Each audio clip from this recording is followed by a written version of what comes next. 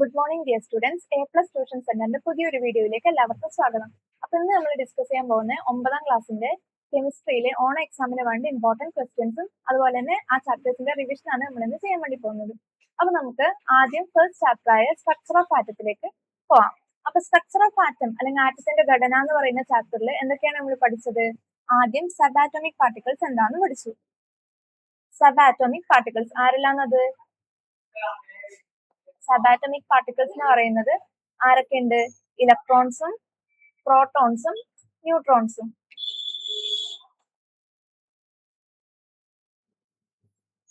ഇലക്ട്രോൺസും പ്രോട്ടോൺസും ന്യൂട്രോൺസും ആണ് എന്തെന്ന് subatomic particles എന്ന് പറയുന്നത്. ഇനി അതിൽ ഇലക്ട്രോൺസിന്റെ ചാർജ് എന്താണ്? ഇലക്ട്രോൺസ് ആറ്റത്തിന്റെ കണങ്ങളെ കുറിച്ചിട്ടാണ് നമ്മൾ പറയുന്നത്. ഇലക്ട്രോൺസിന്റെ ചാർജ് എന്ന് പറയുന്നത് നെഗറ്റീവ് ആണ്. ഇത് ആരാണ് ഇലക്ട്രോൺസ് കണ്ടുപിടിച്ചത്? ജെ തോംസൺ ആണ് എന്ത് കണ്ടുപിടിച്ചത്? ഇലക്ട്രോൺസ് കണ്ടുപിടിച്ചത് ജെ തോംസൺ ആണ്. അദ്ദേഹത്തിന്റെ ആറ്റം മോഡൽ അതിനൊരു പേരുണ്ട്. അതെന്താണ്? അതും കൂടി ഇമ്പോർട്ടന്റ് ആണ്. ഇതൊക്കെ മാച്ച് ദ ഫോളോയിങ്ങിന് ചോദിക്കും. പ്ലം പുഡിംഗ് മോഡൽ ആണ് എന്തെന്ന്? പ്ലം പുഡിംഗ് മോഡൽ എന്നാണ് അദ്ദേഹത്തിന്റെ ആറ്റം മോഡലിന് പറയുന്നത്. ഇനി അടുത്തതാണ് പ്രോട്ടോൺസ്. പ്രോട്ടോൺസ് എന്ന് പറയുന്നതിന്റെ ചാർജ് എന്താണ്? പ്രോട്ടോൺസിന്റെ ചാർജ് എന്ന് പറയുന്നത് പോസിറ്റീവ് ആണ്, മറക്കരുത്. പ്രോട്ടോൺസിന്റെ ചാർജ് പോസിറ്റീവ്. പ്രോട്ടോൺസ് കണ്ടുപിടിച്ചത് ഏണസ്റ്റ് റൂദർഫോർഡ് ആണ്. ഏണസ്റ്റ് റൂദർഫോർഡ് ആണ് എന്ത് കണ്ടുപിടിച്ചത്? പ്രോട്ടോൺസ് കണ്ടുപിടിച്ചത്. ഇനി ഏണസ്റ്റ് റൂദർഫോർഡിന്റെ ആറ്റം മോഡലിനെ എന്താണ് പറയുന്നത്? റൂദർഫോർഡിന്റെ ആറ്റം മോഡലിനെ നമ്മൾ പ്ലാനറ്ററി മോഡൽ എന്നാണ് പറയുന്നത്. പ്ലാനറ്ററി മോഡൽ മലയാളത്തിൽ എന്ത് പറയും? സൗരയുധ മാതൃക എന്നാണ് എന്ത് പറയുന്നത്? ഏണസ്റ്റ് റൂദർഫോർഡിന്റെ ആറ്റം മോഡലിനെ കുറിച്ച് നമ്മൾ പറയുന്നത്. അപ്പോ അത് പഠിക്കണം. അതുപോലെ ഏണസ്റ്റ് റൂദർഫോർഡിന്റെ ആറ്റം മോഡലിൽ ഗോൾഡ് ഫോയിൽ എക്സ്പെരിമെന്റ് അതെന്താണെന്നും അദ്ദേഹത്തിന്റെ അതിൽ ഉണ്ടായ ഒബ്സർവേഷൻസും ഇൻഫറൻസ് ഒക്കെ എന്താണെന്നുള്ളത് പഠിക്കുക. ഇനി പിന്നെ നമ്മള് പിന്നെ ഉള്ളതാണ് ന്യൂട്രോൺസ്. ന്യൂട്രോൺസ് ആരാ കണ്ടുപിടിച്ചത്? ന്യൂട്രോൺസിന്റെ ചാർജ് എന്ന് പറയുന്നത് എന്താണ്? ന്യൂട്രൽ. ചാർജ് ഇല്ല അല്ലെ? ന്യൂട്രോൺസിന് ചാർജ് ഇല്ല. അതുപോലെ ന്യൂട്രോൺസ് കണ്ടുപിടിച്ചത് ജെയിംസ് ചാഡ്വിക് എന്ന് പറയുന്ന സയന്റിസ്റ്റ് ആണ്. James Chadwick. പിന്നെ നമ്മൾ അതിൽ ഇമ്പോർട്ടന്റ് ആയിട്ട് പറയുന്ന ഒരു കാര്യമാണ് cathode ray experiment. Cathode ray tube experiment. അതാരാണ് ഡിസ്കവർ ചെയ്തത്? വില്യം ക്രൂക്സ് എന്ന് പറയുന്ന സയന്റിസ്റ്റ് ആണ് അത് ഡിസ്കവർ ചെയ്തത്. അതിന്റെ മെയിൻ ക്യാരക്ടറിസ്റ്റിക്സ് എന്തെല്ലെന്ന് പഠിക്കണം. ഒരു ഒപ്പൊക്കെ ഒബ്ജക്റ്റ് വെക്കുമ്പോൾ എന്ത് ചെയ്യുന്നുണ്ട്? അതിന്റെ ഷാഡോ കാണുന്നുണ്ട്. അതിന്റെ കാരണം എന്താണ്? അത് ഏത് സ്ട്രെയിറ്റ് ലൈനിൽ ട്രാവൽ ചെയ്യുന്നതുകൊണ്ടാണ് എന്ത് കാണുന്നത്? ആ ഒരു ഷാഡോ കാണാൻ കാരണം. അതുപോലെ തന്നെ ഒരു വീല്, ഒരു പാഡൽ വീല് വെക്കുമ്പോൾ അത് എന്ത് ചെയ്യുന്നുണ്ട്? റൊട്ടേറ്റ് ചെയ്യുന്നുണ്ട്. അങ്ങനെ റൊട്ടേറ്റ് ചെയ്യണമെങ്കിൽ അതിന് എന്ത് വേണം? ആ ഒരു റേക്ക് എന്ത് വേണം? മാസ് ഉള്ളത് കൊണ്ടാണ് അത് റൊട്ടേറ്റ് ചെയ്യുന്നത്. പിന്നെ മൂന്നാമത്തെ ഒബ്സർവേഷൻ എന്ന് പറയുന്നത് എന്താണ്? ഒരു ഇലക്ട്രിക് ഫീൽഡ് അപ്ലൈ ചെയ്യുമ്പോൾ അത് എന്ത് ചെയ്യുന്നുണ്ട്? പോസിറ്റീവ് സൈഡിലേക്കാണ് അട്രാക്ട് ചെയ്യുന്നത്. അപ്പോൾ ഒരു വസ്തു പോസിറ്റീവ് സൈഡിലേക്ക് അട്രാക്ട് ചെയ്യണമെങ്കിൽ അതെന്തായിരിക്കും? നെഗറ്റീവ് ആയിരിക്കൂലേ? നെഗറ്റീവ് ആയാലല്ലേ അത് പോസിറ്റീവിനെ അട്രാക്ട് ചെയ്യുള്ളൂ. പോസിറ്റീവും പോസിറ്റീവ് ആണെങ്കിൽ അത് റിപ്പൽ ചെയ്യൂലേ? അപ്പൊ നമുക്ക് അങ്ങനെയുള്ള 3 ഒബ്സർവേഷൻ ആണ്, ഇൻഫറൻസ് ആണ് അതിൽ നിന്ന് കിട്ടുന്നുള്ളത്. അപ്പോൾ അത് പഠിച്ചു വെക്കാം. പിന്നെ നമ്മൾ ഏറ്റവും കൂടുതൽ ഇമ്പോർട്ടന്റ് ആയിട്ട് പറയുന്നത് ബോർ ആറ്റം മോഡൽ ആണ്. അത് ഇമ്പോർട്ടന്റ് ആണ്. ബോർ ആറ്റം മോഡലിൽ നമ്മൾ എന്താ പഠിച്ചത്? നടുക്ക് ആരുണ്ട്? സെന്റർ ഓഫ് ആറ്റത്തിന്റെ സെന്ററിൽ ആരുണ്ട്? ന്യൂക്ലിയസ് ഉണ്ട്. ന്യൂക്ലിയസിന് ചുറ്റും എന്ത് ചെയ്യുന്നുണ്ട്? ന്യൂക്ലിയസിന് ചുറ്റും ഇലക്ട്രോൺസ് റിവോൾവ് ചെയ്യുന്നുണ്ട്. അപ്പോ ഈ ആദ്യത്തെ ഷെല്ല് കെ, രണ്ടാമത്തെ ഷെല്ല് എല്, മൂന്നാമത്തെ ഷെല്ല് എം, ഇങ്ങനെ എന്തുണ്ട്? ഇലക്ട്രോൺസ് റിവോൾവ് ചെയ്യുന്നുണ്ട്. നടുക്കുള്ള ആളാണ് എന്തെന്ന്? ന്യൂക്ലിയസ്. അപ്പൊ ഈ ന്യൂക്ലിയസിന്റെ ഉള്ളിൽ ആരെല്ലാം ഉണ്ട്? പ്രോട്ടോൺസും ന്യൂട്രോൺസും എന്തുണ്ട്? ന്യൂക്ലിയസിന്റെ ഉള്ളിലുണ്ട്. പുറത്താണ് ആരില്ലത്? ഇലക്ട്രോൺസ്. ഇലക്ട്രോൺസ് ഉള്ളതാണ് എവിടെ? പുറത്ത്. ഇലക്ട്രോൺസ് എവിടെ ഉണ്ടാവും? ന്യൂക്ലിയസിന് പുറത്ത് ഓർബിറ്റലിൽ റൊട്ടേറ്റ് ചെയ്യുന്ന ആൾക്കാരാണ് എന്തെന്ന്? ഇലക്ട്രോൺസ് എന്ന് പറയുന്നത്. ഇനി ഇമ്പോർട്ടന്റ് ആയിട്ട് ഇതിനകത്ത് പറയുന്നതാണ് ആറ്റോമിക് നമ്പറും മാസ് നമ്പറും. ഒരു എലമെന്റ് എക്സ് എന്ന് പറയുന്ന ഒരു എലമെന്റ് ആറ്റോമിക് നമ്പറും മാസ് നമ്പറും നമ്മൾ എങ്ങനെയാണ് റെപ്രസെന്റ് ചെയ്യുന്നത്? താഴെ ഇവിടെ റെപ്രസെന്റ് ചെയ്യുന്നതാണ് എന്തെന്ന്? ആറ്റോമിക് നമ്പർ എന്ന് പറയുന്നത്. ഇവിടെയാണ് നമ്മൾ എന്ത് റെപ്രസെന്റ് ചെയ്യുന്നത്? ആറ്റോമിക് നമ്പർ താഴെയാണ് റെപ്രസെന്റ് ചെയ്യുന്നത്. അതുപോലെ മാസ് നമ്പർ നമ്മൾ ഇവിടെ റെപ്രസെന്റ് ചെയ്യുന്നത് മുകളിലാണ് എന്ത് റെപ്രസെന്റ് ചെയ്യുന്നത്? മാസ് നമ്പർ റെപ്രസെന്റ് ചെയ്യുന്നത്. അപ്പൊ സെഡ് ആറ്റോമിക് നമ്പർ നമ്മൾ എവിടെ റെപ്രസെന്റ് ചെയ്യും? താഴെ. മാസ് നമ്പർ എവിടെ റെപ്രസെന്റ് ചെയ്യും? മുകളിൽ നമ്മൾ റെപ്രസെന്റ് ചെയ്യും. അത് മാറരുത്, അത് മറക്കരുത്. അത് നിങ്ങൾ ഇങ്ങനെയൊന്നും, ഇപ്പൊ ഫോർ എക്സാമ്പിൾ ഹീലിയം 2 4. അത് ഇങ്ങനെയൊന്നും എഴുതരുത്, ഇവിടെ ഒന്നും കൊണ്ടുപോയി എഴുതരുത്. കറക്റ്റ് ഈ ഒരു പൊസിഷനിൽ തന്നെ എഴുതണം. ഇതൊക്കെ തെറ്റാണ്, മാർക്ക് വെറുതെ പോവും. ഇങ്ങനെ കറക്റ്റ് ആയിട്ട് തന്നെ അതെന്ത് ചെയ്യാ, റെപ്രസെന്റ് ചെയ്യാം. ഇനി ആറ്റോമിക് നമ്പർ എന്ന് പറയുന്നത് എന്താണ്? ആറ്റോമിക് നമ്പർ എന്ന് പറയുന്നത് എന്താണ്? നമ്പർ ഓഫ് പ്രോട്ടോൺസിന്റെ എണ്ണമാണ്. നമ്പർ ഓഫ് പ്രോട്ടോൺസിന്റെ എണ്ണം അത് തന്നെയാണ് എന്തെന്ന്, നമ്പർ ഓഫ് ഇലക്ട്രോൺസിന്റെ എണ്ണം. അതുപോലെ മാസ് നമ്പർ എന്ന് പറയുന്നത് എന്താണ്? മാസ് നമ്പർ എന്ന് പറയുന്നത് number of protons plus number of neutrons. ന്യൂട്രോൺസിന്റെ പ്രോട്ടോൺസിന്റെ എണ്ണമാണ് മാസ് നമ്പർ എന്ന് പറയുന്നത്. ന്യൂട്രോൺസ് എങ്ങനെ കണ്ടുപിടിക്കാം? ഇതൊക്കെ ഇമ്പോർട്ടന്റ് ആണ്. ന്യൂട്രോൺസ് എങ്ങനെ കണ്ടുപിടിക്കും? Atomic mass number minus atomic number, അല്ലെങ്കിൽ പ്രോട്ടോൺ നമ്പർ ഓഫ് പ്രോട്ടോൺസ്, അത് മൈനസ് ചെയ്യും. ഇപ്പൊ ഒരു എക്സാമ്പിൾ നമുക്ക് നോക്കാം. ഒരു ക്വസ്റ്റ്യൻ, ഒരു ആറ്റത്തിന് ഒരു എലമെന്റ് എന്ന് പറയുന്ന എന്താണ്, എക്സ് എന്ന് പറയുന്ന ഒരു എലമെന്റ്, അതിന് എന്തുണ്ട്, ആറ്റോമിക് നമ്പർ എന്ന് പറയുന്നത് 17 ആണ്, മാസ് നമ്പർ എന്ന് പറയുന്നത് 35. ഇതിലുള്ള ഇലക്ട്രോൺസും പ്രോട്ടോൺസും ന്യൂട്രോൺസും കണ്ടുപിടിക്കണം. പ്രോട്ടോൺസ്, ഇലക്ട്രോൺസ്, ന്യൂട്രോൺസ് നമ്മൾ കണ്ടുപിടിക്കണം. അപ്പൊ ആദ്യം പ്രോട്ടോൺസ് എന്തായിരിക്കും? നമ്മൾ പറഞ്ഞു ആറ്റോമിക് നമ്പർ ആണ് എന്തെന്ന്, പ്രോട്ടോണിന്റെ എണ്ണവും ഇലക്ട്രോണിന്റെ എണ്ണവും എന്താണ്, ആറ്റോമിക് നമ്പർ ആണെന്ന് പറഞ്ഞു. അപ്പൊ നിങ്ങൾക്ക് ഇങ്ങനെ എഴുതുമ്പോൾ ഇത് മനസ്സിലാവണം, ഇതിൽ ഏതാണ് മാസ് നമ്പർ, ഏതാണ് ആറ്റോമിക് നമ്പർ എന്ന് മനസ്സിലാവണം. താഴെ ഇല്ലതല്ലേ ആറ്റോമിക് നമ്പർ, അപ്പൊ അതിന്റെ എത്രയാണെന്നാണ് എഴുതിയിട്ടുള്ളത്? 17 ആണ് എന്തെന്ന്, ആറ്റോമിക് നമ്പർ ഇല്ലത്. അപ്പൊ പ്രോട്ടോണിന്റെ എണ്ണം എന്ന് പറയുന്നത് 17 ആണ്. അതുപോലെ ഇലക്ട്രോണിന്റെ എണ്ണം എത്രയായിരിക്കും? 17 ആയിരിക്കും. ആറ്റോമിക് നമ്പർ തന്നെയാണ് പ്രോട്ടോണിന്റെ ഇലക്ട്രോണിന്റെ എണ്ണം. ഇനി ന്യൂട്രോണിന്റെ എണ്ണം കണ്ടുപിടിക്കണം. ന്യൂട്രോണിന്റെ എണ്ണം എങ്ങനെയാ കണ്ടുപിടിക്കുന്നത്? ഇത് 35 ആണ്. ന്യൂട്രോണിന്റെ എണ്ണം എങ്ങനെയാ നമ്മൾ കണ്ടുപിടിക്കുന്നത്? Mass number minus atomic number അല്ലേ, mass number minus atomic number. അപ്പൊ നമ്മൾ എന്ത് ചെയ്യും, 35 മൈനസ് 17 എന്ന് പറയുന്നത് എത്രയാണ്? 18 എന്ന് നമുക്ക് കിട്ടും. അപ്പൊ അതാണ് ഇതിന്റെ ന്യൂട്രോണിന്റെ എണ്ണം എന്ന് പറയുന്നത്. അപ്പൊ അങ്ങനെയാണ് നമ്മൾ എന്ത് കണ്ടുപിടിക്കുന്നത്, പ്രോട്ടോൺസും ഇലക്ട്രോൺസും ന്യൂട്രോൺസും കണ്ടുപിടിക്കുന്നത്. അതുപോലെ തന്നെ ആറ്റം മോഡൽ വരക്കുമ്പോൾ നമ്മൾ ഈ ന്യൂക്ലിയസിന് ചുറ്റും ഇവിടെ എന്ത് വരക്കും, പ്രോട്ടോണിന്റെ എണ്ണം എത്ര, ന്യൂട്രോണിന്റെ എണ്ണം എത്ര എന്ന് എഴുതാൻ മറക്കരുത്. എന്നിട്ടാണ് അതിന്റെ ചുറ്റും നിങ്ങൾ കോമ്പസ് ഒക്കെ വെച്ച് കറക്റ്റ് ആയിട്ട് തന്നെ വരക്കണം. നീറ്റ് ആയിട്ടാണ് ആറ്റം മോഡൽ വരയ്ക്കുക. ഇനി maximum number of electrons accommodate ചെയ്യുന്നത്, ആ ഒരു ഇക്വേഷൻ പഠിക്കണം, 2n². ഇപ്പൊ കെ ഷെല്ലിൽ എത്രയാണ് ഇലക്ട്രോൺസ് അക്കോമഡേറ്റ് ചെയ്യുന്നത്, ക്വസ്റ്റ്യൻ ചോദിക്കും. ഓരോ ഷെല്ലിൽ എം ഷെല്ലിൽ എത്ര ഇലക്ട്രോൺസ് അക്കോമഡേറ്റ് ചെയ്യും, എത്ര ഇലക്ട്രോൺസ് ഉൾക്കൊള്ളും എന്നുള്ള ക്വസ്റ്റ്യൻസ് ചോദിക്കും. അപ്പൊ കെ ഷെല്ലിൽ എന്ന് പറഞ്ഞാൽ 2 × 1² എത്രയാണ്? കെ എന്ന് പറയുന്ന ഫസ്റ്റത്തെ ഷെല്ലല്ലേ, 2. അതുപോലെ എൽ ഷെല്ലിലാണെങ്കിൽ 2 × രണ്ടാമത്തെ എൽ എന്ന് പറയുന്നത് 2², അപ്പൊ എത്ര? 8. എം ആണെങ്കിൽ 2 × മൂന്നാമത്തെ ഷെല്ല് 3², അപ്പൊ എന്താണ്? 18. ഇങ്ങനെയാണ് എന്ത് വരുന്നത്, കെ എൽ എമ്മില് ഇലക്ട്രോൺസ്. ആദ്യത്തെ ഷെല്ല് 2 ഇലക്ട്രോൺ മാക്സിമം, രണ്ടാമത്തെ ഷെല്ലിൽ 8 ഇലക്ട്രോൺ, മൂന്നാമത്തെ ഷെല്ലിൽ 18 ഇലക്ട്രോൺ. ഇങ്ങനെയാണ് മാക്സിമം ഒരു ഷെല്ലിൽ അക്കോമഡേറ്റ് ചെയ്യുന്ന ഇലക്ട്രോൺസ് എന്ന് പറയുന്നത്. അതിൽ ഉൾക്കൊള്ളാവുന്ന ഇലക്ട്രോൺസിന്റെ എണ്ണം ഇത്രയാണ്. പക്ഷെ ഒരു നിയമം കൂടി അതിൽ പറയുന്നുണ്ട്, ഏറ്റവും ലാസ്റ്റത്തെ ഷെല്ലിൽ എത്ര ഇലക്ട്രോൺസ് മാത്രമേ ഉണ്ടാവാൻ പാടുള്ളൂ? 8 ഇലക്ട്രോൺസ് മാത്രമേ ഉണ്ടാവാൻ പാടുള്ളൂ. ഏറ്റവും ലാസ്റ്റത്തെ ഷെല്ലിൽ 8 ഇലക്ട്രോൺസ് മാത്രമേ ഉണ്ടാവാൻ പാടുള്ളൂ. അതാണ് നമ്മള് പൊട്ടാസ്യം വരക്കുമ്പോ, പൊട്ടാസ്യം എഴുതുമ്പോ എന്താണ് എഴുതുന്നത്, 2 8 9 നമ്മൾ എഴുതുന്നില്ല. മൂന്നാമത്തെ ഷെല്ലിൽ 18 ഇലക്ട്രോൺസ് അക്കോമഡേറ്റ് ചെയ്യും, ഉൾക്കൊള്ളും. പക്ഷെ നമ്മൾ എന്താ എഴുതുന്നത്, 2 8 8 1 എന്നാണ് എഴുതുന്നത്. കാരണം എന്താണ്, ഏറ്റവും ലാസ്റ്റത്തെ ഷെല്ലിൽ 9 ഇലക്ട്രോൺസ് വരാൻ പാടില്ല, 8 ഇലക്ട്രോൺസ് മാത്രമേ വരാൻ പാടില്ല. അപ്പൊ അവിടെ 8 വന്നാല് ഒരെണ്ണം ബാക്കിയാവൂലേ. അങ്ങനെ പൊട്ടാസ്യം നമ്മൾ ഇങ്ങനെയാണ് എഴുതുന്നത്. പൊട്ടാസ്യം കാൽഷ്യം പ്രത്യേകം ഓർക്കാം, അത് എങ്ങനെയാണ് എഴുതുന്നത് എന്നുള്ളത് ഓർക്കാം. ഇനി അടുത്തത് എന്ന് പറയുന്നത് ഐസോബാറും ഐസോടോപ്പാണ്. എന്താണ് ഐസോബാറും ഐസോടോപ്പ് എന്ന് പറയുന്നത്?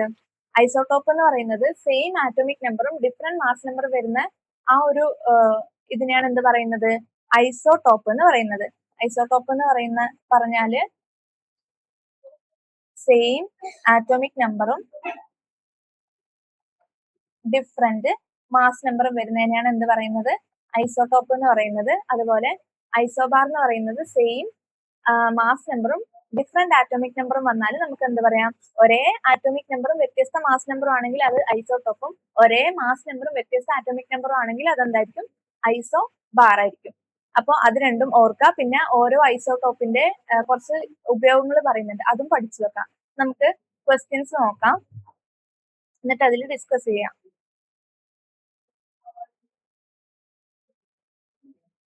അപ്പോ ഫസ്റ്റ് ക്വസ്റ്റ്യൻ എന്ന് പറയുന്നത് element X and Y have 2 and 7 electrons. Element X and Y have 2 and 7 electrons in their outermost shell respectively, and they belongs to third period. Which groups include x and y? X Y എന്നീ മൂലകങ്ങളുടെ ഏറ്റവും പുറത്തെ ഷെല്ലിൽ യഥാക്രമം 2ഉം 7ഉം ഇലക്ട്രോണുകൾ വീതമുണ്ട്. അപ്പോ എക്സും Y എന്ന് പറയുന്ന രണ്ട് ആറ്റം അല്ലെ, എക്സ് വൈ എന്ന് പറയുന്ന രണ്ട് ആറ്റം ഇവര് എന്ത് ചെയ്യുന്നുണ്ട്, എക്സ് വൈ എന്ന് പറയുന്ന രണ്ട് ആറ്റം ഈ എക്സിന്റെ ഏറ്റവും പുറത്തത്തെ ഷെല്ലിൽ എത്ര ഇലക്ട്രോൺസ് ഉണ്ട് എന്നാ പറയുന്നത്, 2 ഇലക്ട്രോൺസ് ആണ് ഉള്ളത്. 2 ഇലക്ട്രോൺസ് ഉണ്ട് ലാസ്റ്റത്തെ ഷെല്ലില്. അതുപോലെ വൈ എന്ന് പറയുന്നതിന് എത്ര ഇലക്ട്രോൺസ് ഉണ്ട്, 3 ഇലക്ട്രോൺസ് ഉണ്ട്. 7 ഇലക്ട്രോൺസ് ഉണ്ട്. വൈ എന്ന് പറയുന്നത് 7 ഇലക്ട്രോൺസ് ഉണ്ട്. And they belongs to third period. അവർ 3ആം പീരീഡിൽ ഉൾപ്പെടുന്നു. 3ആം പീരീഡിൽ എന്ന് പറയുമ്പോ അപ്പോ എത്ര ഷെല്ല് വേണം അതിന്?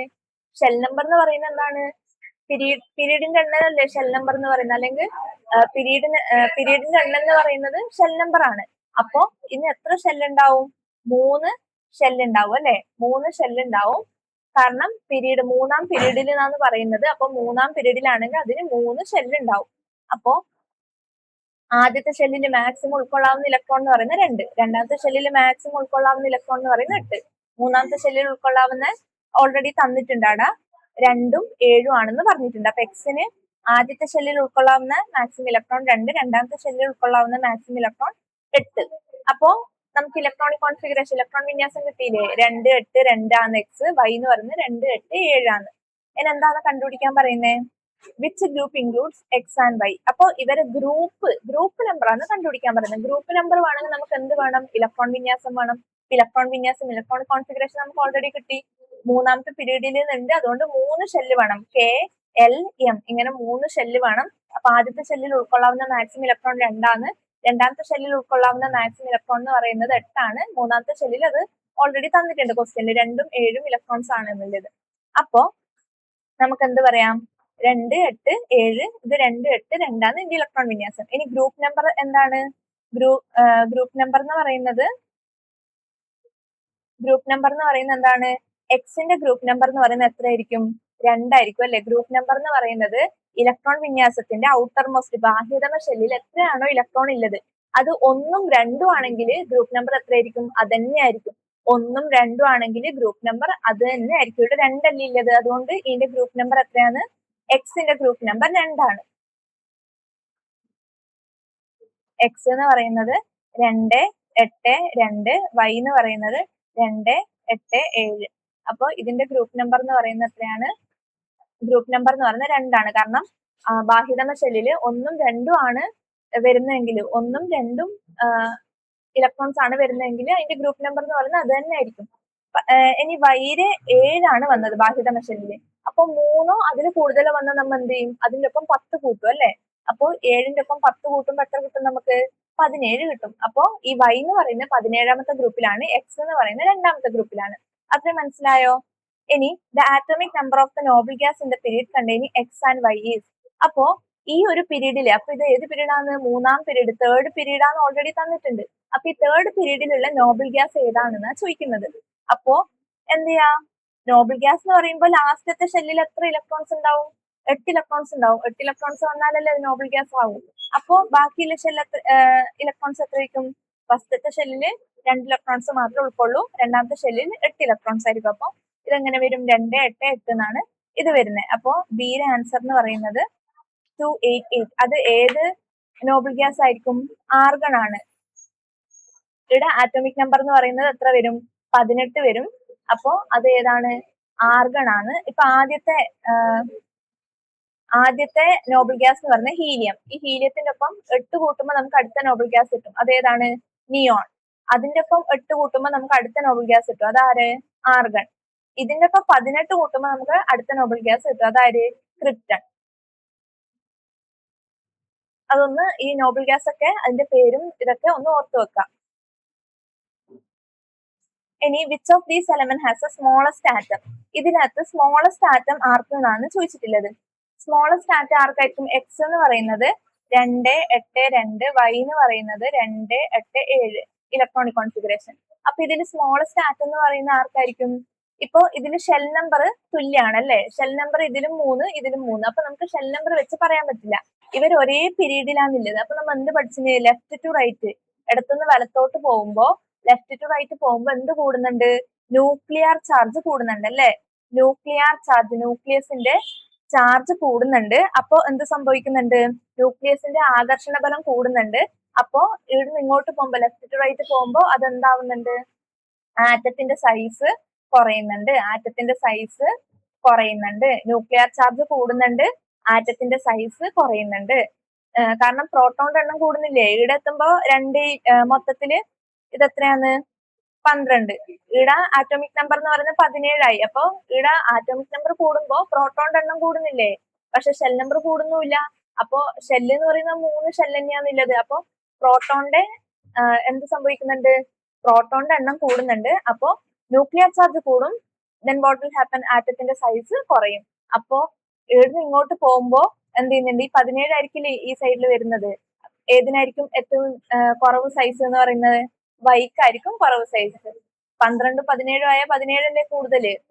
ഇതിനേക്കാളും 12-നേക്കാളും കൂടുതൽ നമ്പർ ഓഫ് പ്രോട്ടോൺ ഉള്ളത് 17 അങ്ങനെ വരുമ്പോ എന്ത് സംഭവിക്കും? വൈ ആയിരിക്കും സ്മോളസ്റ്റ് ആറ്റം എന്ന് പറയുന്നത്. അത് ഓർക്കണം.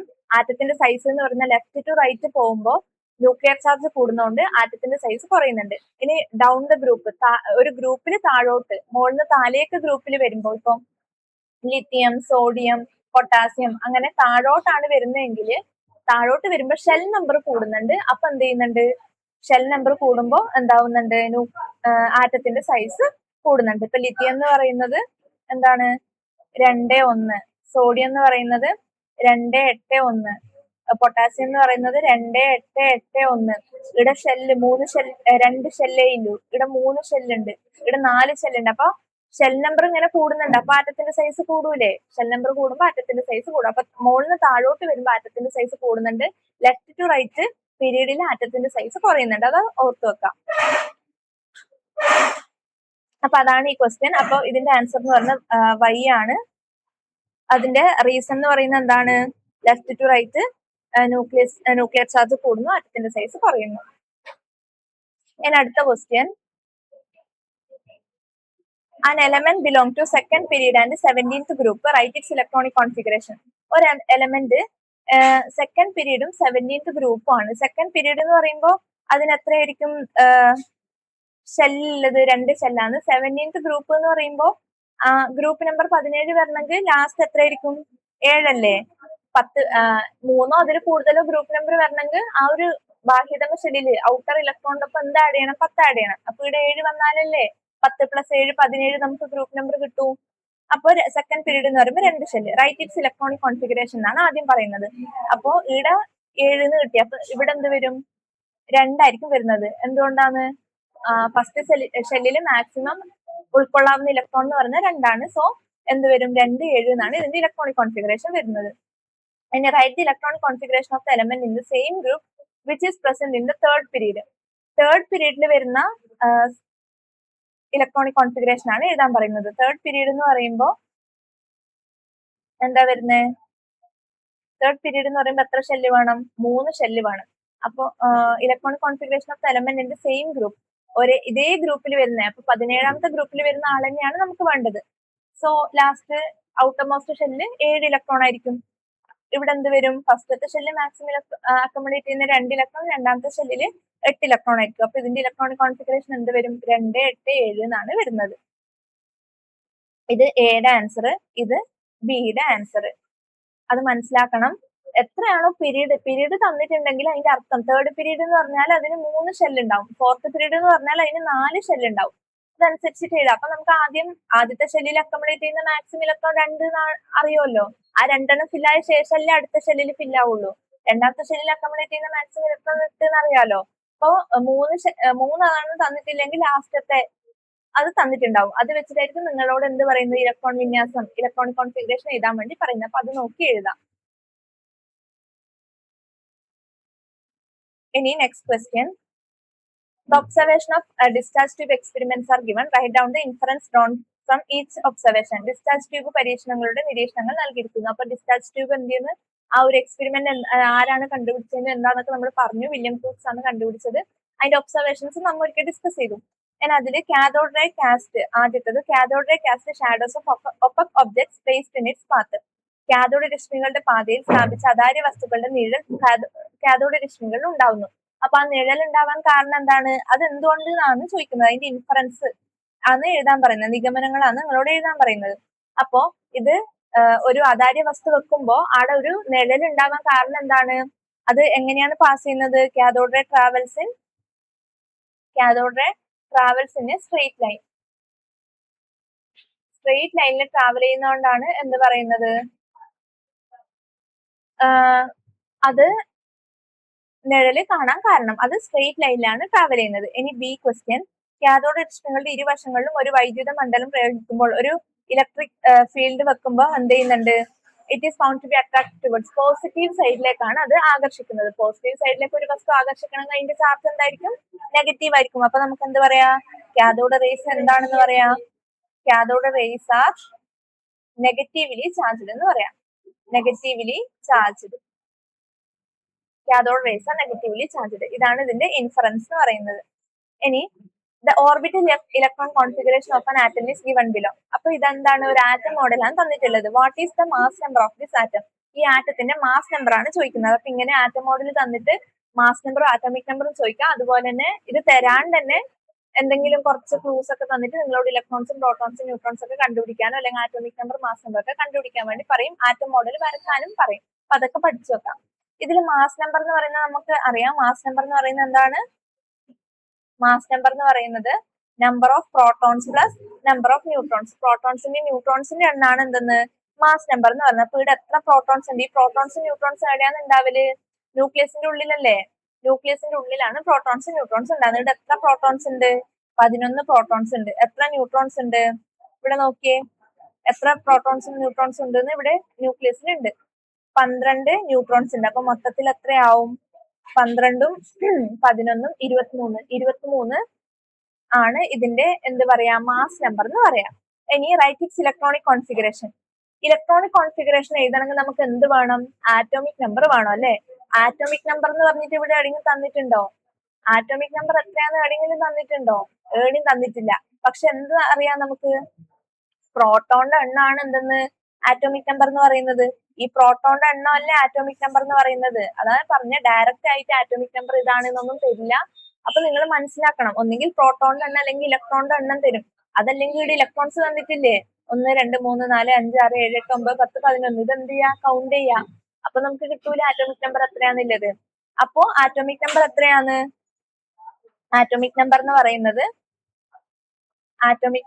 പറയുന്നത് എത്രയാണ്, നമ്പർ ഓഫ് പ്രോട്ടോൺസ് ആണ് അല്ലെ. നമ്പർ ഓഫ് പ്രോട്ടോൺസ് അല്ലെങ്കിൽ നമ്പർ ഓഫ് ഇലക്ട്രോൺസ് ആയിരിക്കും. അപ്പൊ അത് എത്ര വരും, 11 വരുന്നത്.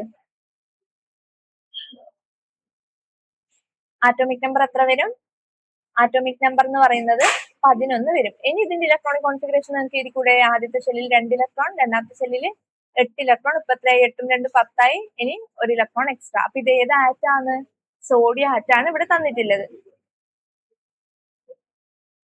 അടുത്ത ഐസോടോപ്പിന്റെ ഇത് മാച്ച് ഫോളോയിങ് ആയിട്ട് ചോദിക്കുക. കുറച്ച് ഇമ്പോർട്ടന്റ് ആയിട്ടുള്ള ഇതാണ് തന്നിട്ടുള്ളത്. ഐസോടോപ്പ് അയഡിൻ എന്ന് പറയുന്നത് എന്തിനാ ഉപയോഗിക്കുന്നത്, അയഡിൻ എന്ന് പറയുന്നത് thyroid gland, stop the functioning of thyroid gland and its treatment.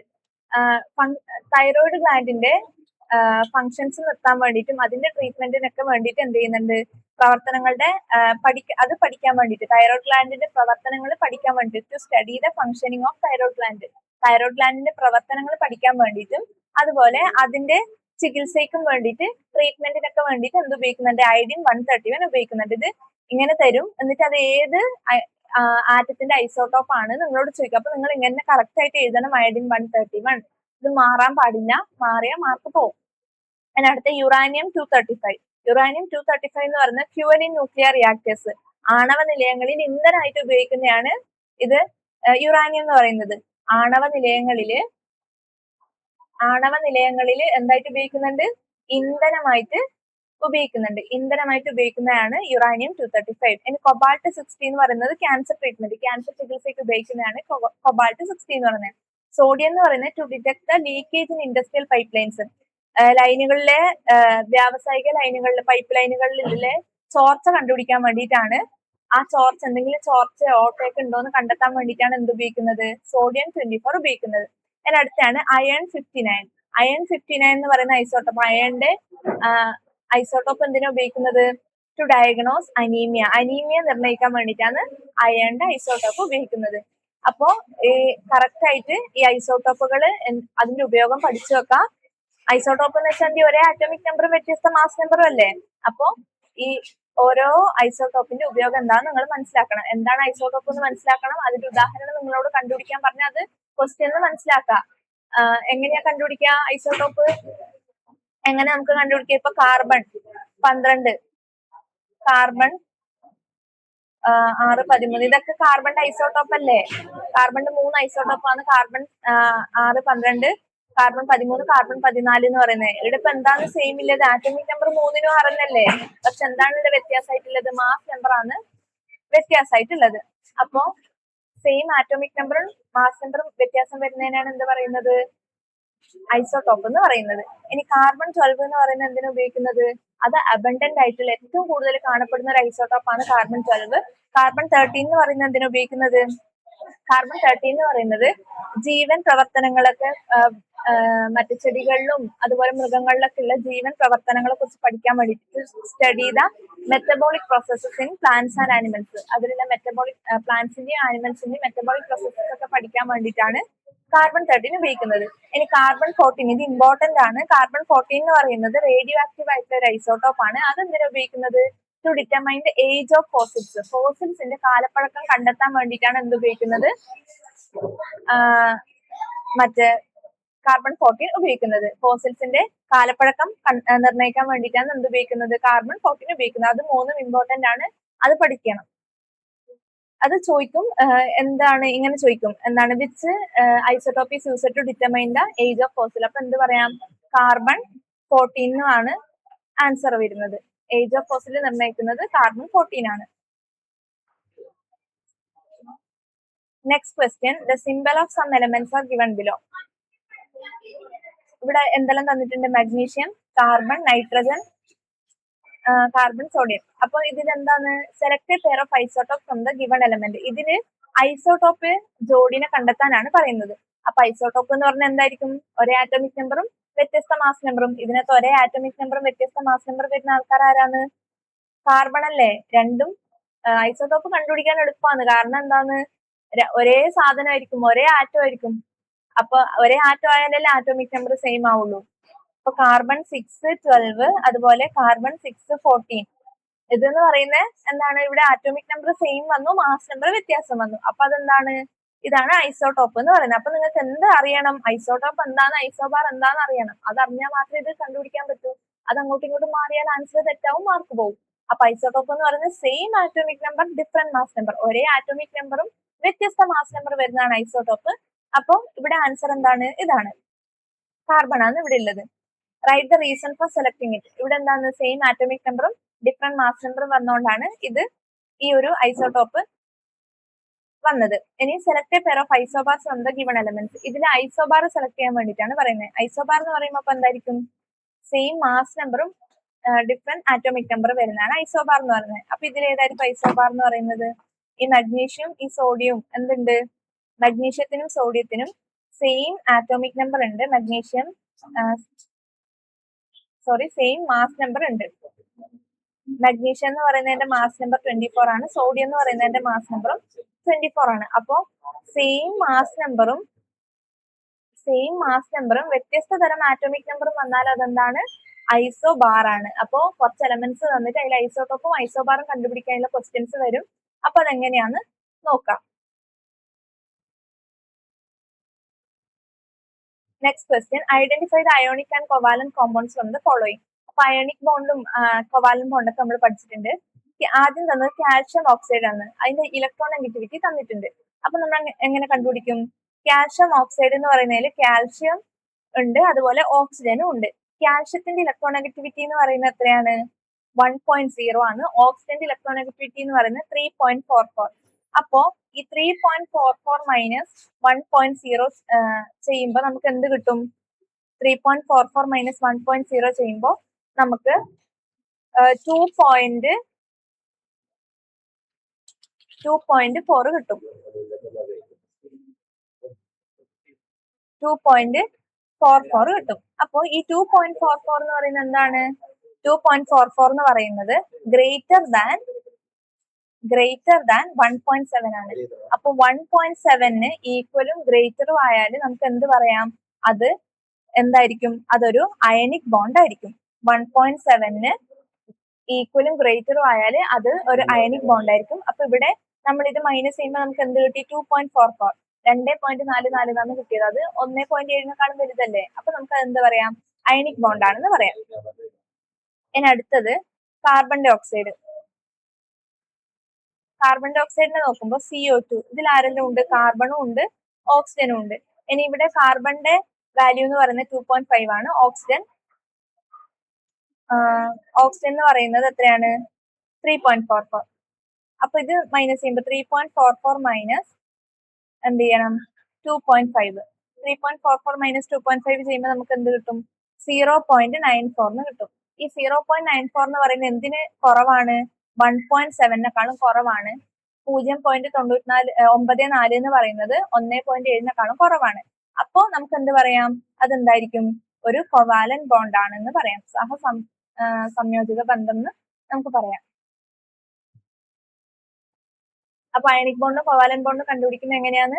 Electronegativity തന്നിട്ടുണ്ടാവും. ആ ഇലക്ട്രോനെഗറ്റിവിറ്റി നമ്മൾ മൈനസ് ചെയ്യുമ്പോൾ അതിന്റെ വാല്യൂ 1.7 തുല്യമോ അതിന് കൂടുതലോ ആയാൽ അത് അയണിക് ബോണ്ട് ആയിരിക്കും. ഇനി 1.7 കുറവാണെങ്കിൽ അത് എന്തായിരിക്കും? അത് കൊവാലന്റ് ബോണ്ട് ആയിരിക്കും. Next question. Atomic number of an element is 11 and its mass number is 23. Write the representation of this element using chemical symbol X. അപ്പോ ഇതില് ആറ്റോമിക് നമ്പർ എത്രയാണ് തന്നിട്ടുള്ളത്? ആറ്റോമിക് നമ്പർ 11 തന്നിട്ടുണ്ട്. മാസ് നമ്പർ എന്ന് പറയുന്നത് എത്രയാണ്? 23 തന്നിട്ടുണ്ട്. Write the representation of this element using it's chemical symbol X. അപ്പൊ എങ്ങനെ നമ്മൾ റെപ്രസെന്റ് ചെയ്യും? എക്സ് എന്ന് പറയുന്ന ആറ്റം, എന്നിട്ട് ആറ്റോമിക് നമ്പർ എവിടെ എഴുതും? താഴെയാണ് ആറ്റോമിക് നമ്പർ എഴുതുന്നത്. താഴെ ഈ ഒരു ലെഫ്റ്റ് സൈഡിലാണ് ആറ്റോമിക് നമ്പർ എഴുതുന്നത്. അതിന്റെ തൊട്ട് മുകളില് അതേ സൈഡിൽ നമ്മൾ എന്ത് എഴുതും? മാസ് നമ്പർ എഴുതും. എങ്ങനെയാണ് എന്ത് ചെയ്യുന്നത്? ഈ എലമെന്റിനെ റെപ്രസെന്റ് ചെയ്യുന്നത് ഇങ്ങനെ തന്നെ എഴുതണം. ഈ സൈഡ് അങ്ങോട്ടും ഇങ്ങോട്ടൊക്കെ മാറിയാൽ അത് തെറ്റാണ്. ഇനി how many electrons are present in M shell? M ഷെല്ലിൽ എത്ര ഇലക്ട്രോൺസ് ഉണ്ടെന്നാണ് ചോദിക്കുന്നത്. അപ്പോ എം ഷെൽ എന്ന് പറയുന്നത് എത്രാമത്തെയാണ്? എം ഷെല്ല് എന്ന് പറയുന്നത് KLM, മൂന്നാമത്തെ ഷെല്ലാണ് എം എന്ന് പറയുന്നത്. അപ്പൊ അതിന്റെ ഇക്വേഷൻ എന്താണ്?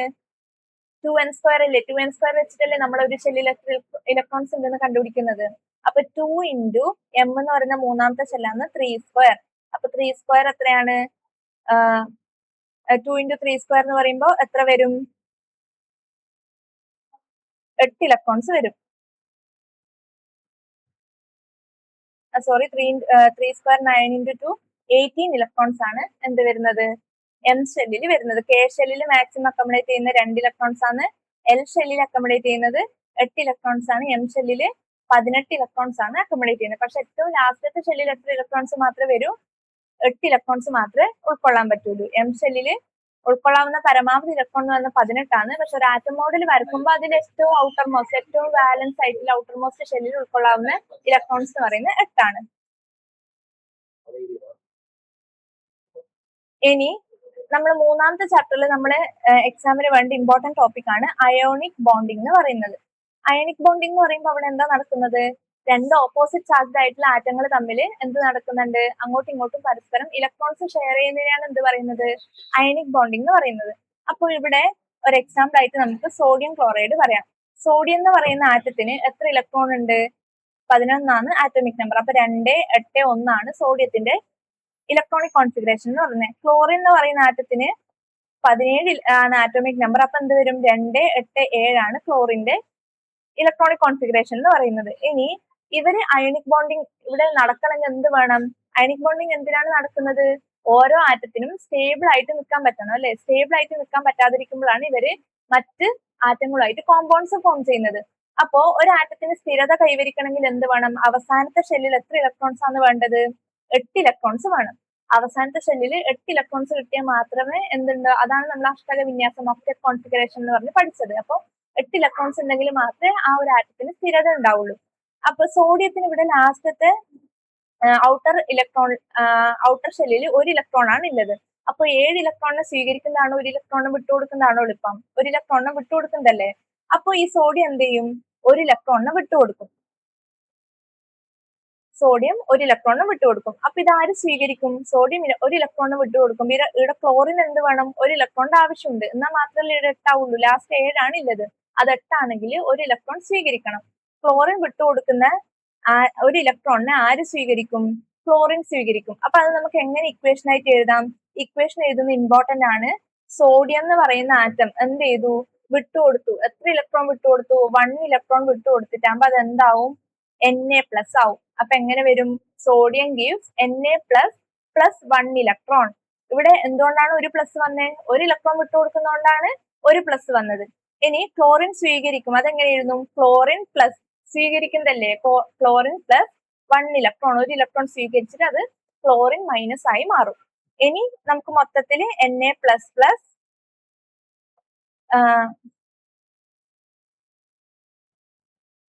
Cl- gives NaCl എന്ന് എഴുതാം. ഇങ്ങനെയാണ് എന്ത് എഴുതുന്നത്? നമ്മള് ഈ ഒരു അയണിക് ബോണ്ടിൽ ഇക്വേഷൻ എഴുതുന്നത്. ഇത് ഇമ്പോർട്ടന്റ് ആണ്. ഇനി ഫോർ എക്സാമ്പിൾ മഗ്നീഷ്യം ആണെന്ന് വിചാരിച്ചോ. മഗ്നീഷ്യത്തിന്റെ ഇലക്ട്രോണിക് കോൺഫിഗറേഷൻ 282 ആണ്. അപ്പോ ഇത് എന്ത് ചെയ്യുന്നുണ്ട്? 2 ഇലക്ട്രോൺ വിട്ടുകൊടുക്കണം. സ്റ്റേബിൾ ആണെങ്കിൽ 28 എന്ന് പറയുന്നതല്ലേ സ്റ്റേബിൾ. അപ്പൊ 2 ഇലക്ട്രോൺ വിട്ടുകൊടുക്കണം. അപ്പൊ അത് എന്ത് വരും? എങ്ങനെ വരും? mg എന്ന് പറയുന്നത് mg gives എത്രയാണ് അത് കൊടുക്കുന്നത്? 2 ഇലക്ട്രോൺ കൊടുത്തിട്ട് അതെന്തായി മാറും? Mg2+ ആയി മാറും. 2 ഇലക്ട്രോൺ കൊടുക്കുന്നതുകൊണ്ടാണ് ഇവിടെ എന്ത് വന്നത്? 2+ വന്നത്. ഇനി അത് ഓക്സിജൻ സ്വീകരിച്ചാല് ഓക്സിജൻ 8 ആണ്. അപ്പൊ ഇവിടെ 2 6 ഇലക്ട്രോണിക് കോൺഫിഗറേഷൻ 2 6 ആണ്. അപ്പൊ 2 ഇലക്ട്രോൺ വേണം. അപ്പൊ ഇതെന്താവും? ഓക്സിജൻ പ്ലസ് എത്ര സ്വീകരിക്കും? 2 ഇലക്ട്രോൺ സ്വീകരിച്ചിട്ട് അതെന്താവും? O2- ആവും. ഇങ്ങനെയാണ് നമ്മൾ ഇത് എഴുതുന്നത്. അത് ഇമ്പോർട്ടന്റ് ആയിട്ട് പഠിക്കണം. അതെല്ലാ എക്സാമിനും ചോദിക്കുന്നതാണ്. ഇനി ഇതിന്റെ ഇലക്ട്രോൺ ഡോട്ട് ഡയഗ്രാം എന്ന് പറഞ്ഞാൽ സിമ്പിൾ ആണ്. ഇലക്ട്രോൺ ഡോട്ട് ഡയഗ്രാം, ക്ലോറിന്റെ ഇലക്ട്രോൺ ഡോട്ട് ഡയഗ്രാം എന്ന് പറഞ്ഞാല് എന്ത് എഴുതാം? ക്ലോറിന്റെ ഇലക്ട്രോണിക് കോൺഫിഗറേഷൻ ആദ്യം എഴുതാം. ഇനി ഇതിന്റെ ഏറ്റവും ഔട്ടർ മോസ്റ്റ് ഷെല്ലിൽ, വാലൻസ് ഷെല്ലിൽ എത്രയാണോ ഇലക്ട്രോൺസ് ഉള്ളത്, ഇവിടെ എത്രയാണ് ഉള്ളത്? 7. അപ്പൊ ക്ലോറിന് ചുറ്റും എത്ര ഡോട്ട് വരക്കണം? 7 ഡോട്ട് വരക്കാം. അല്ലാണ്ട് മൊത്തം 17 ഒന്നും വരക്കരുത്. അതിന്റെ ഏറ്റവും ബാഹ്യതമ ഷെല്ലിൽ എത്രയാണോ ഇലക്ട്രോൺ ഉള്ളത് അത്ര മാത്രം വരച്ചാൽ മതി. ഇനി മഗ്നീഷ്യം എന്ന് പറയുമ്പോൾ 2 8 2. അപ്പൊ എത്രയാണ് വരക്കേണ്ടത്? mg എന്ന് വരച്ചിട്ട് 2 കുത്തിട്ടാ മതി. കാരണം ബാഹ്യതമ ഷെല്ലിൽ 2 ഇലക്ട്രോൺ അല്ലേ ഉള്ളത്. ഇനി നമ്മൾ ഈ അയണിക് ബോണ്ടില് എന്ത് ചെയ്യുന്നുണ്ട്? അയണിക് ബോണ്ടില് ഇലക്ട്രോൺ ഡോട്ട് ഡയഗ്രാം ഈ സോഡിയം ക്ലോറൈഡിന്റെ ഒക്കെ വരക്കാൻ വേണ്ടി ചോദിക്കും. അപ്പൊ എങ്ങനെ വരക്കും? സോഡിയം എത്ര കുത്തിടണം? 2 8 1. എത്ര ഡോട്ട് ഇടാ? 1 ഡോട്ട് ഇടാ. പ്ലസ് ക്ലോറിൻ എന്ന് പറയുന്നതിന് 2 8 7. അപ്പൊ എത്ര വേണം? 1 2 3 4 5 6 7. നല്ല വൃത്തിക്ക് തന്നെ നിങ്ങൾ ഇടുക. ഇനി ഇതെന്താവും? ഈ സോഡിയം എന്ത് ചെയ്യും? 1 ഇലക്ട്രോൺ കൊടുക്കൂലേ. അപ്പൊ സോഡിയം എന്താവും? Na ബ്രാക്കറ്റ് ഇട്ടിട്ട് എന്ത് ചെയ്താ? പ്ലസ്. പിന്നെ ക്ലോറിൻ എന്താവും? ക്ലോറിൻ എന്ന് പറയുന്നതിന് എത്രയാവും? 7 ആണ് ഉണ്ടായത്. അത് എത്രയാവും? 8 ആയി മാറും അല്ലേ?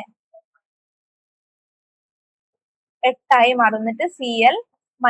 ഇവിടെ എന്നിട്ട് അതിന്റെ ഇലക്ട്രോണിക് കോൺഫിഗറേഷൻ കൂടി എഴുതാം. 2 8 8. ഇങ്ങനെയാണ് എന്ത് വരക്കുന്നത്? അതിന്റെ ഇലക്ട്രോൺ ഡോട്ട് ഡയഗ്രാം വരക്കുന്നത്. അതേപോലെ ഇതിന്റെ ഓർബിറ്റ് മോഡലിൽ ചോദിക്കും. ഓർബിറ്റ് മോഡൽ എന്ന് പറഞ്ഞാൽ ഇത് നമ്മൾ ആറ്റം മോഡൽ വരച്ചാൽ മതി. 2 8 1. ഇതുപോലെ 2 ചുറ്റുവട്ട് വരക്കാം. 1. ഇത് എത്രയാണ്? ഈ ഇലക്ട്രോണിക് കോൺഫിഗറേഷൻ എത്രയാന്നില്ല നമ്മളെ ബോർ ആറ്റം മോഡൽ വരച്ചാൽ മതി. അങ്ങനെയാണ് ക്വസ്റ്റ്യൻ ചോദിക്കുന്നത്.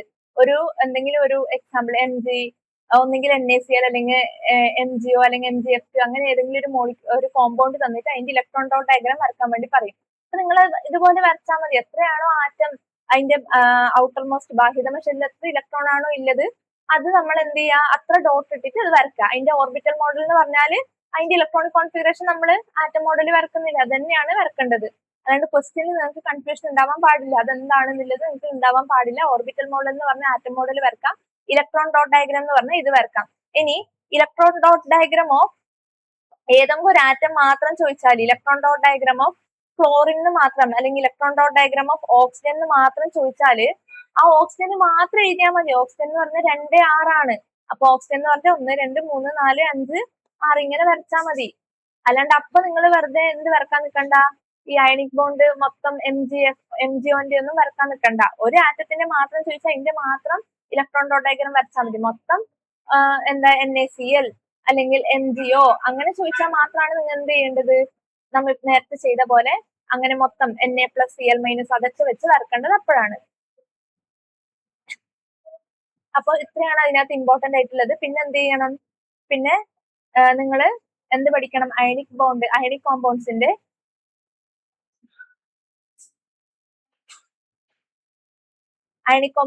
ഇമ്പോർട്ടന്റ് ആയിട്ടുള്ള